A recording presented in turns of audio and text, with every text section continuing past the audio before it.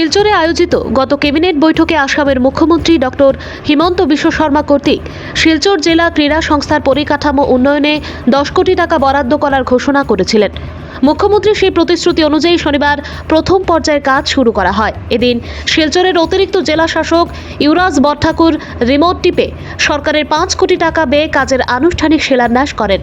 এই উপলক্ষে আয়োজিত এক সংক্ষিপ্ত অনুষ্ঠানে বক্তব্য রাখতে গিয়ে জেলা ক্রীড়া সংস্থার সভাপতি শিবব্রত দত্ত জানান, আসাম সরকারের বরাদ্দকৃত অর্থে আগামীতে শিলচর জেলা ক্রীড়া সংস্থা একটি পূর্ণাঙ্গ রূপ পাবে এবং খেলাধুলার ক্ষেত্রে কাছাড় সহ গোটা উপত্যকা আরও এগিয়ে যাবে।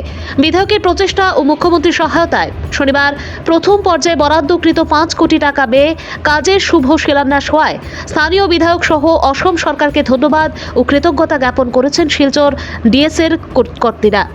আজকে আমাদের এই প্রোগ্রামটা আমরা বিগত দিনে মাননীয় মুখ্যমন্ত্রী ডক্টর হিমন্ত বিশ্ব শর্মা এসেছিলেন যখন ক্যাবিনেট মিটিংয়ের সময়, তখন উনি ইনফ্রাস্ট্রাকচার ডেভেলপমেন্টের জন্য আমাদের ডিএসএ স্টেডিয়ামের জন্য বরাদ্দ করেছিলেন 10 কোটি টাকা।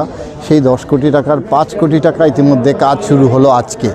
তো আজকে যে কাজ শুরু হলো, আমরা অতি আনন্দিত এই কারণে যে আমরা জেলা ক্রীড়া সংস্থা এই টাকা দিয়ে আমাদের জেলা ক্রীড়া সংস্থার যে স্টেডিয়ামটা সেটা পূর্ণাঙ্গ রূপ পাবে আমরা আশা করছি। এবং খেলাধুলার উন্নয়নে আমরা যেভাবে সচেষ্ট আছি এবং আমাদের মাননীয় মুখ্যমন্ত্রী যেভাবে খেলাধুলা প্রসারের জন্য নিজেকে জড়িয়ে রেখেছেন, কিছুদিন আগেই আপনারা দেখেছেন খেল মহারণ করলেন এবং সারা স্টেটে আসামের পুরো জায়গায় কোনায় কোনায় জিপি লেভেল থেকে হাইয়েস্ট লেভেল অবধি 5টা ডিসিপ্লিনে এত সুন্দর খেলা হয়েছে এবং সেখান থেকে অনেক খেলোয়াড় বেরিয়ে আসবে আমাদের আশা। এবং আমরা জেলা ক্রীড়া সংস্থাও সেই কাজেই ব্রতী রয়েছি।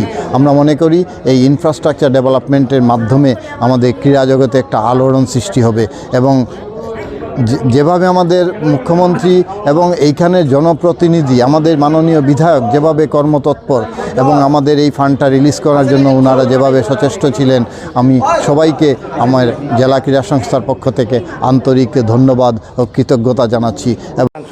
আজকে বিশেষ কাজে উনি কলকাতা চলে গেছেন, তো উনি আমাদের এখানে স্পেশাল ইনভাইটি ছিলেন, বিশেষ আমন্ত্রিত হিসাবে। কিন্তু যেহেতু উনি অনুপস্থিত, উনি আমাকে বলে গেছেন যে একটা শুভেচ্ছা ওনার তরফ থেকে রইল, এই কাজটা সুন্দরভাবে সুস্থ হবে বা আগামীতে আরও ফান্ড আনার ব্যাপারে উনিও সচেষ্ট হবেন। এই ব্যাপারটা আমাকে আপনাদের জানানোর জন্য উনি আমাকে বলে গেছেন।